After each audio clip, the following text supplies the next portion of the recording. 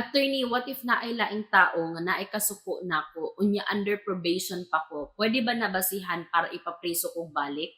Okay, para maintindihan ng lahat, itatagalog lang natin.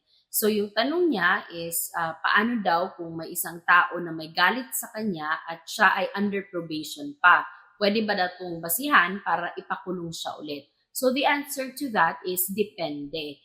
Kung mere galit lang, no, or kung may galit lang ang isang tao sa'yo, then hindi ito pwedeng basihan para ipakulong ka ulit or hindi automatic na mare-revoke na ang probation mo. Take note that under our probation law, maaring i-revoke ang iyong probation kung una, ikaw ay nakagawa ng panibagong krimen while you are still under probation. Second, if na-violate or nilabag mo ang mga kondisyon na nakasaad sa probation mo. Okay? So, kung ang isang tao ay may galit lang sa'yo at ikaw ay wala ka namang ginawang masama, hindi ka nakakumit ng bagong krimen at hindi mo nilabag ang kondisyon sa probation mo, then ang galit ng isang tao laban sa'yo ay hindi pwedeng gamiting basihan para ipakulong ka ulit. Okay?